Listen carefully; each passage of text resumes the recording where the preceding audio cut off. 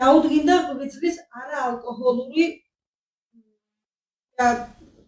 ხო, ნუ იგივე, ხო, სტეატოზი. ფუნქციური სინჯი ორმაგი მომართება. მოკლედ, ვარჯიშით და დიეტით და განამატებით იმკურნალა გამოჩნდა, მაგრამ როგორც კი დაუბრუნდა ჩვეულ რეჟიმს, ისევ იგივე ფაქტის წინაშე დავდედა. არ არსებობს სრულად განკურნება.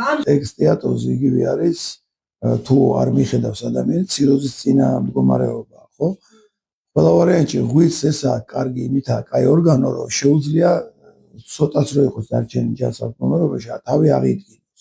ანუ წარმოიდგინეთ ახლა რომ რას უკეთებთ ღვიძლს.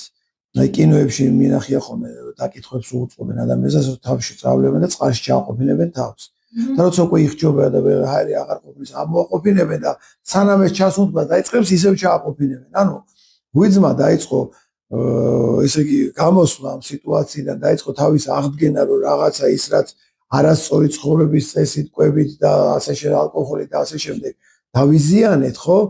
დაიწყო ამ მდგომარეობიდან გამოსვლა, როგორც კი კვება გამოსწორდა და როგორც კი დაიწყო გამოსწორება, ისე უკანაყოფინებს თავს.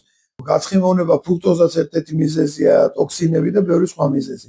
ანუ ყველა ვარიანტში რაც უნდა გაკეთოთ, იმის შემდეგ რაც მოხდა ასეთი რამ, ცხოვრება უნდა შეცვალო და სხვანაირად უნდა იცხოვრო. თუმცა განსაკუთრებულ და კატასტროფულად რთულ დიეტას არ საჭიროებს ღვიძლი.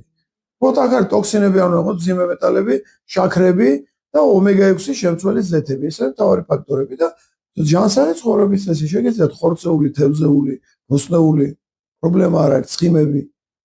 ადრე იყო რა ღვიძლი თუა ცხიმია პირიქით.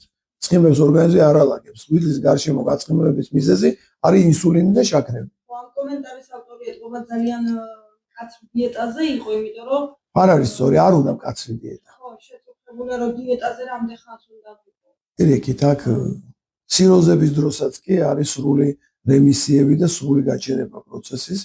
ზუსტად ევროაკადემიის პრეზიდიუმში, იმიტომ მიიღეს და იტალიის აკადემიებს საპატიო მაგისტრის წოდება მომანიჭა, იმიტომ რომ ევროპაში ყველაზე კაი შედეგები მქონდა სტეატოზების, გაცხიმოვნების, ციროზების დროს, ჰეპატიტების დროს არამედიკამენტოზური მეთოდებით მკურნალობის მეშვეობით და ეს იყო 16-17 წლის წინ, მე მგონი პირველად რომ დამიფასე ევროპა. ხო, შეიძლება.